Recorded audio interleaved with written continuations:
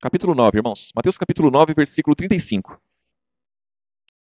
Aqui o título, né, irmãos? A seara e os ceifeiros. Versículo 35 diz assim: E percorria Jesus todas as cidades e aldeias, ensinando nas sinagogas deles e pregando o evangelho do reino e curando todas as enfermidades e moléstias entre o povo. E vendo a multidão, teve grande compaixão deles, porque andavam desgarrados e errantes, como ovelhas que não têm pastor. Então disse aos seus discípulos: A seara é realmente grande, mas poucos são o quê, irmãos? Os ceifeiros. Rogai, pois, ao Senhor da seara que mande ceifeiros para a sua seara. Então, a seara realmente, né, irmãos, ela sempre foi grande. Jesus, quando ele viu a multidão, a palavra diz aqui que ele teve grande compaixão do povo, por quê? Porque ele viu que o povo andava desgarrado, como ovelhas que não tinha pastor. Cada um fazia suas vontades, cada um andava como queria, e Jesus veio trazer o quê, irmão? Salvação, vida eterna. Quando ele olhava para aquele povo, ele via que a salvação estava longe deles, porque eles não conseguiam nem enxergar Jesus. Por quê, irmãos? Porque Jesus ele veio de forma simples, e o povo não era muito simples não, né, irmãos? Então, não é diferente dos dias de hoje. A pessoa, quanto mais sábia, segundo o mundo ela é, mais distante de Deus ela está, mais distante de Jesus. Então ele diz aqui no versículo 38, Rogai, pois, ao Senhor da seara, que mande ceifeiros para a sua seara. Os ceifeiros, irmãos, os trabalhadores, eles são poucos também. Por quê, irmãos? Porque a recompensa não é aqui. Então existe muitos aí trabalhando pelo sistema religioso, né, irmãos? Mas por Jesus, trabalhando para o reino, são poucos. Então são muitos perdidos que estão no mundo. O mundo é um aprisco, irmãos. O mundo é um aprisco. Jesus fala, né, lá em João 17: há muitas ovelhas que estão em outro aprisco, também convém agregá-las. E elas ouvirão a minha voz, e haverá um rebanho e um pastor. Então o mundo é um aprisco, o reino de Deus é outro aprisco. O aprisco que é o mundo, ele é grande demais, tem muita gente perdida ali, que precisa de Jesus, só que os ceifeiros, eles são poucos. Os trabalhadores, aqueles que trabalham para Jesus, para o reino de Deus, são poucos. Por quê, irmãos? Porque a recompensa não é aqui, a recompensa é lá. Porque nós não andamos por nada visível, nós andamos por fé. Aquele que trabalha para o reino de Deus, ele trabalha por fé. Aquele que permanece no reino de Deus, ele permanece por fé, não é por vista. Porque se for por vista, a pessoa cai. Se for por vista, ela desiste. Porque em Cristo você encontra tribulação. Em Cristo você encontra, irmãos, batalha espiritual. E a recompensa não é aqui. 1 Coríntios, capítulo 15, versículo 35, irmãos. Os apóstolos, eles pregavam a ressurreição dos mortos, porque Jesus ressuscitou. Então, a partir do momento que Jesus ressuscitou, então nós também recebemos o direito de ressuscitar no último dia. Então, os apóstolos pregavam a ressurreição dos mortos, e ninguém acreditava. Por quê, irmãos? Porque não era nada palpável. Quando você fala da ressurreição dos mortos, é lá na frente, é quando Jesus vier. Então, as pessoas não querem isso.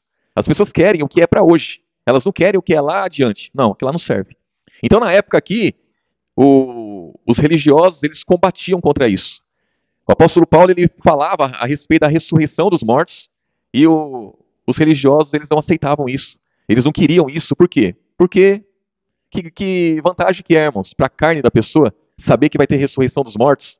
Nenhuma. Então, a pessoa quer aquilo que ela pode usufruir ainda nesse tempo presente.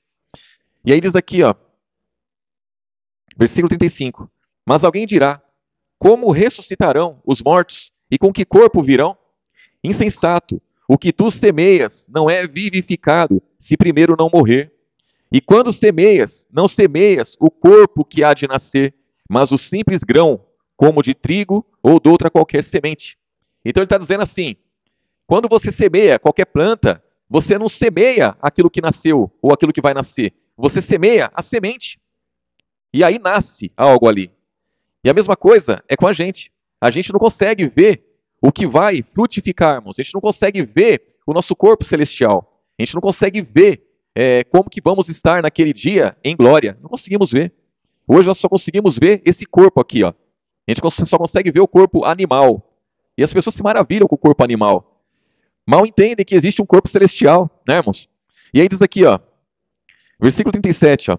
E quando semeias, não semeias o corpo que há de nascer, mas o simples grão, como de trigo ou de outra, qualquer semente. Mas Deus dá-lhe o corpo como quer, e a cada semente o seu próprio corpo.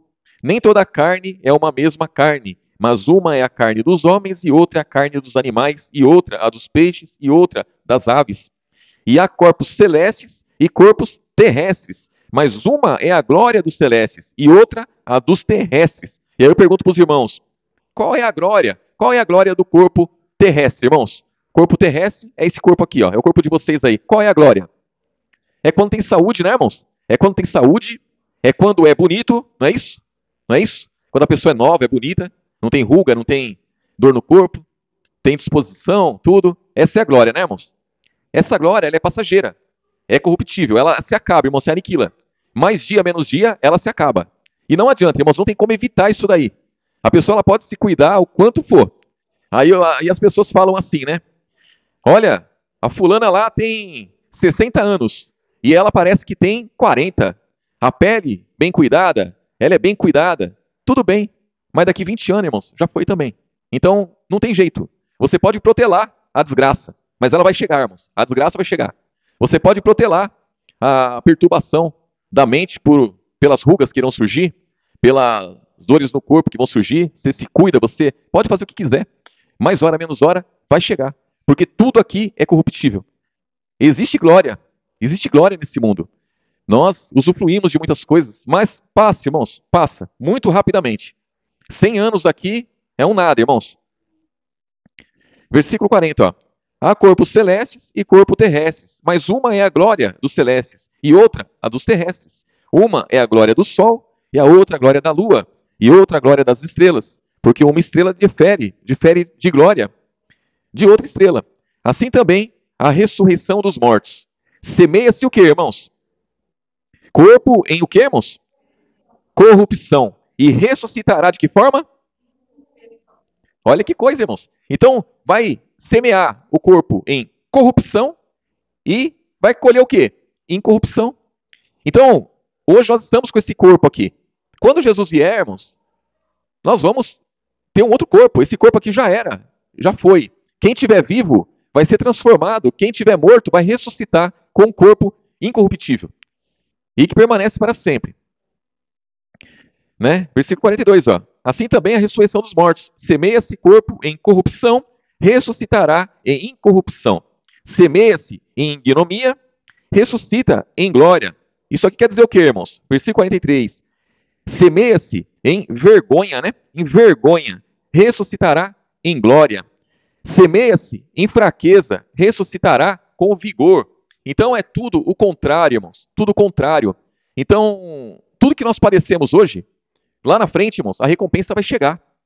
E aí diz aqui, ó, versículo 44, ó, semeia-se corpo animal, ressuscitará corpo espiritual. Se há corpo animal, há também corpo espiritual. Assim está também escrito, o primeiro homem, Adão, foi feito alma vivente. O último Adão, espírito vivificante. Então o primeiro Adão é aquele Adão lá de Gênesis, lá, né, irmãos, do Éden. Aquele Adão é um corpo, tem um corpo terrestre, é um corpo animal. Ele foi feito alma vivente, irmãos. Irmãos, alma vivente, até um porco é. Alma vivente, o cachorro é. Alma vivente, qualquer animal é. Alma vivente. Agora, espírito vivificante, irmãos, aí é só Jesus e aqueles que nascem por ele. Então, quando a palavra fala lá em Efésios, capítulo 2, que nós fomos vivificados, por quê? Porque o último Adão, que é Jesus, ele foi feito espírito vivificante. Então, ele tem poder para vivificar. O outro lá, irmãos, lá em Gênesis, lá no Éden, lá, então, ali não tinha espírito vivificante, ali não tinha vida espiritual. Jesus vem nos trazer essa vida espiritual. E aí diz aqui, ó, versículo 46, ó, mas não é primeiro o espiritual, senão o animal, depois o espiritual. O primeiro homem da terra é terreno. O segundo homem, o Senhor, é da onde, irmãos? Do céu. Qual o terreno? Tais também os terrenos.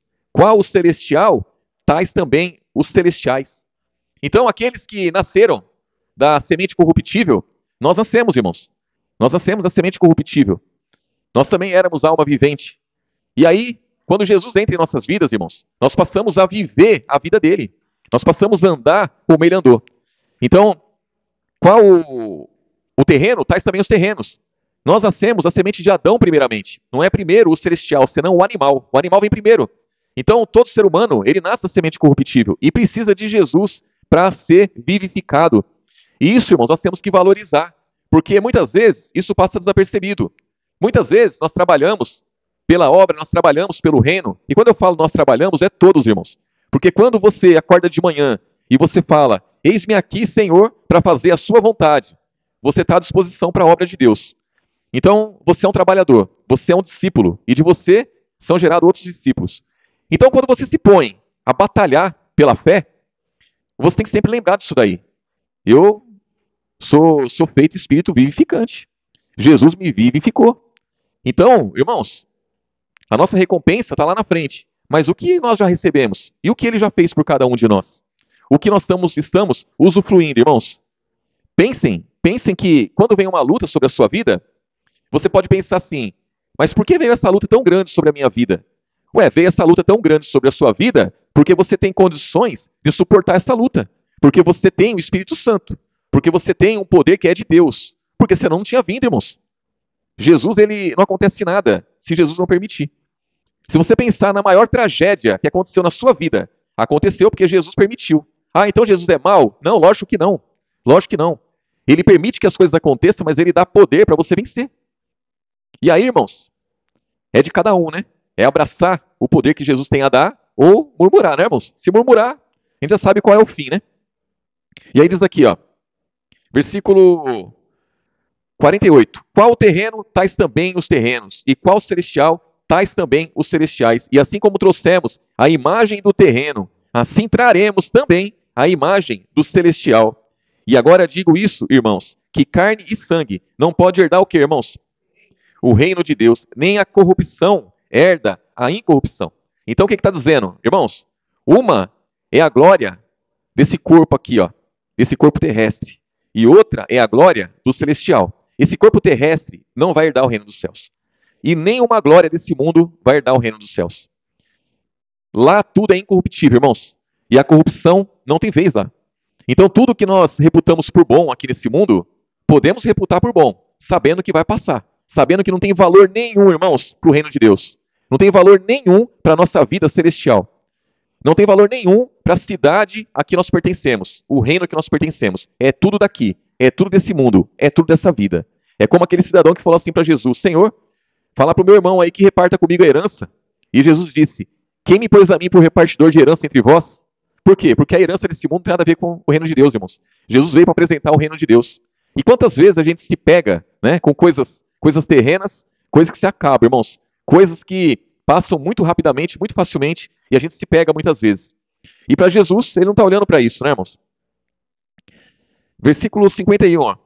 Eis aqui vos digo um mistério. Na verdade, nem todos dormiremos, mas todos seremos transformados. Num momento, num abrir e fechar de olhos, ante a última trombeta. Porque a trombeta soará, e os mortos ressuscitarão de que forma, irmãos? Incorruptíveis. E nós seremos transformados. O que ele está dizendo? Se nós estivermos vivos naquele dia. Então, se Jesus vier agora, se ele vier agora, irmãos, nós estamos vivos aqui. Ele veio. O que vai acontecer, irmãos? Primeiramente, os mortos vão ressuscitar incorruptível. E nós, que estamos vivos, seremos transformados. É num abrir e fechar de olhos. É num abrir e fechar de olhos. Imagina, irmãos, você vendo as pessoas ressuscitar incorruptível, com o corpo glorificado, irmãos. Maravilhoso, não é, irmãos? E você ser transformado, irmãos. E toda essa natureza que se acabar.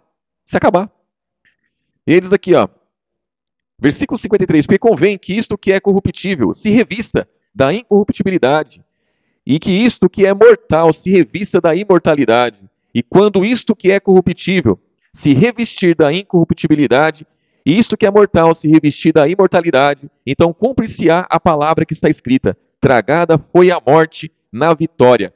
Irmãos, o último inimigo a ser aniquilado é a morte. Então a morte, ela está aí. É o último inimigo a ser aniquilado. E nesse dia, aí acabou para ela, irmãos. Acabou.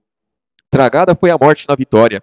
Onde está, ó morte, o teu aguilhão, a sua força? Onde está, ó inferno, a tua vitória? O aguilhão da morte é o pecado. E a força do pecado é o que, irmãos? Irmãos, quando fala que o aguilhão da morte é o pecado, é que o pecado, ele tem poder. Ele tem o poder para prender a pessoa, irmãos. Ele prende a pessoa na morte. Então, o pecado, quando ele é consumado, não importa o pecado que seja, quando ele é consumado, ele gera morte. Então, o aguilhão da morte é o pecado, irmãos. Pecado é terrível. O aguilhão da morte é o pecado. E a força do pecado é o que, irmãos? A lei. Então, irmãos, qual é a solução para isso? É a graça. A graça de Deus. Quando você se apega à graça de Deus, você se afasta da lei. Você está longe da lei. Então, o pecado não vai ter domínio, irmãos. Você não vai permanecer no pecado. Você não vai cair, porque você está na graça. E a graça, irmãos, é um favor imerecido. Mas é você se colocar diante de Jesus com sinceridade.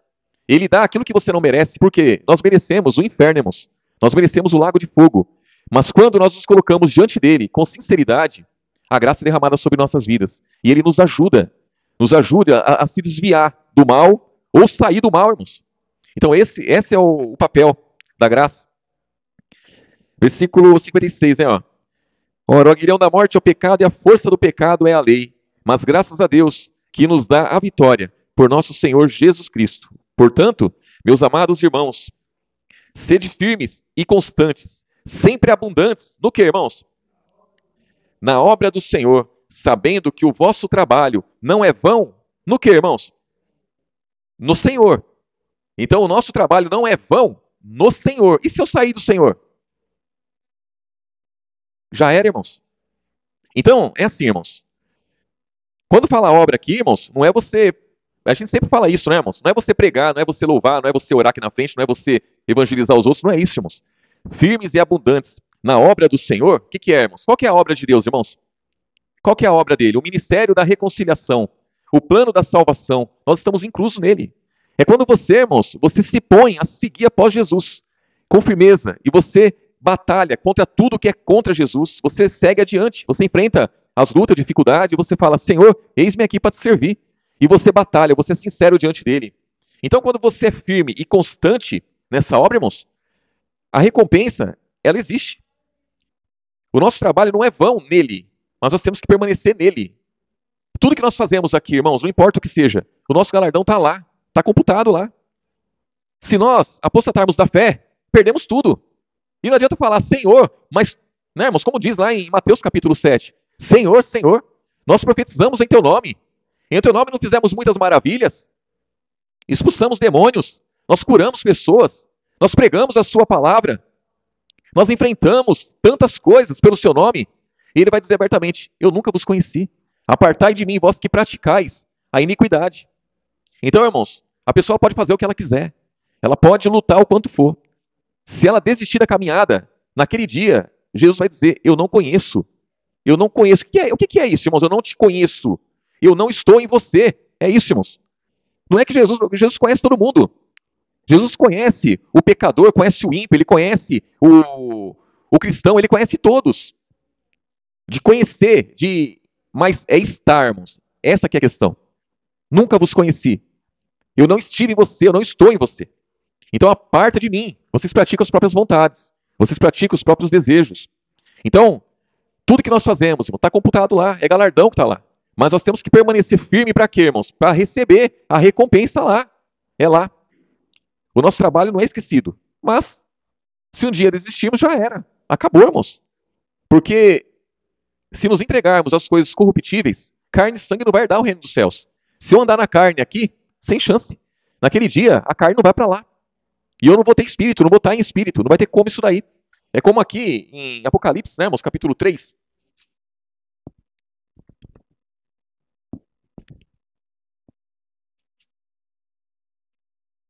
Versículo 15. Apocalipse capítulo 3, versículo 15.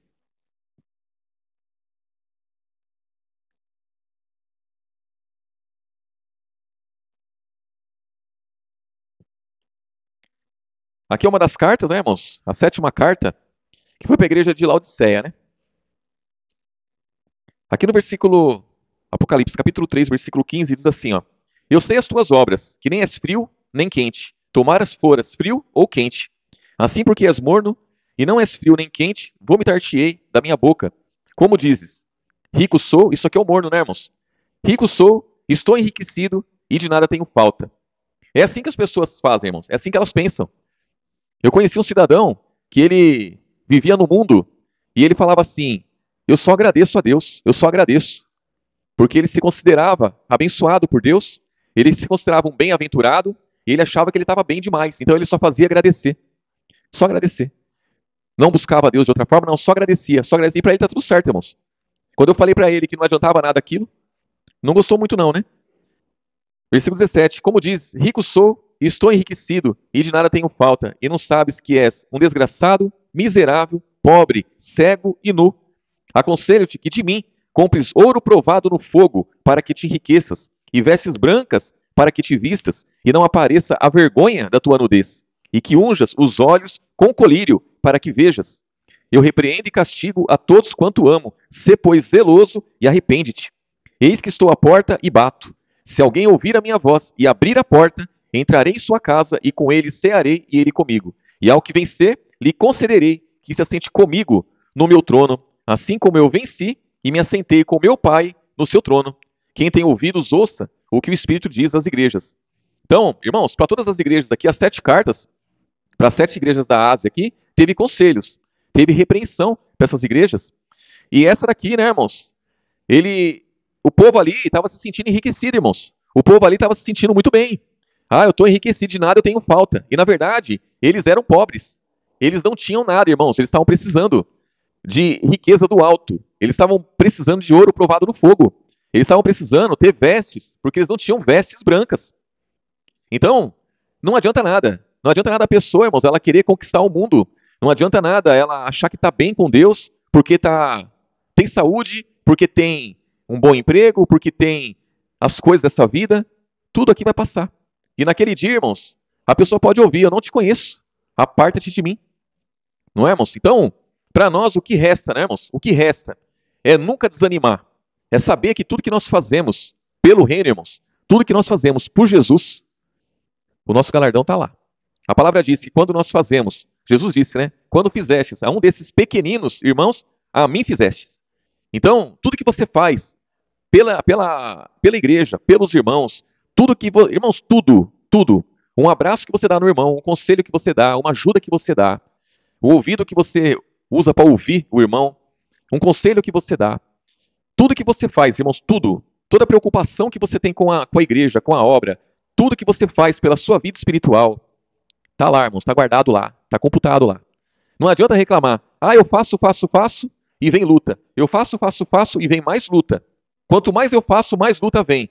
Irmãos, na nossa sabedoria terrena, irmãos, nós já conseguimos entender que se eu sou cristão, eu coloco a minha vida diante do único Deus verdadeiro e a vida eterna. Eu quero salvação, eu quero vida eterna. E está vindo luta para cima de mim, só pode ser para o meu crescimento, irmãos. Não pode ser para outra coisa. Se eu tenho certeza que tudo o que acontece é porque Jesus permite, e eu sou dele, se eu tenho essa certeza, o que vier contra mim, eu tenho que entender, pera lá, se eu sirvo a Jesus, está vindo isso contra mim, ele está permitindo, é para o meu crescimento. Coisa boa lá na frente vai vir, vai surgir. A igreja é perseguida. Irmãos, lê lá em Atos capítulo 2 em diante, você vai ver o que é perseguição à igreja. Se a gente acha que hoje nós passamos por perseguição, se a gente acha que hoje a gente padece por Jesus, irmãos, a igreja sempre foi perseguida. Jesus, ele nasceu sendo perseguido, irmãos, aqui nesse mundo. Quando ele veio, esse mundo já veio sendo perseguido. Mas ele diz, ó, eu venci e me assentei com meu Pai no seu trono. E aquele que vencer vai se assentar comigo no meu trono. Então nós temos uma referência, nós temos um exemplo, irmãos, de um Deus que se fez homem e habitou entre nós. Um Deus que saiu do trono dele e veio a esse mundo padecer por nós, irmãos. Então hoje é o nosso dia, hoje é a nossa vez de padecer por Jesus, padecer pelo Evangelho, padecer pela sua obra, padecer pelo seu reino, e lá na frente, irmãos, a certeza que nós temos, vamos ser glorificados com ele. E nesse tempo presente, irmãos, as lutas que surgirem, nós temos que entender, é para o meu crescimento, não importa o que seja, irmãos. Não importa o que seja, é para o crescimento. Temos que entender dessa forma, porque senão a apostasia está aí, irmãos. A apostasia está aí. Então, vamos finalizar aqui em Mateus, irmãos. Mateus capítulo 11, irmãos. Mateus capítulo 11.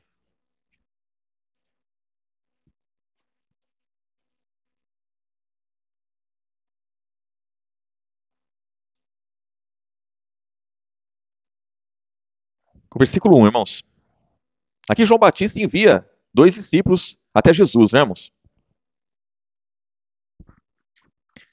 Capítulo 11 de Mateus, versículo 1, diz assim: E aconteceu que, acabando Jesus de dar instruções aos seus 12 discípulos, partiu dali a ensinar e a pregar nas cidades deles. E João, ouvindo no cárcere falar dos feitos de Cristo, enviou 2 de seus discípulos a dizer-lhe: És tu aquele que havia de vir, ou esperamos outro? Jesus respondendo, disse: Ide e anunciai a João as coisas que ouvis e vedes. Os cegos vêm, os coxos andam, os leprosos são limpos, os surdos ouvem, os mortos são ressuscitados. E aos pobres o que acontece, irmãos?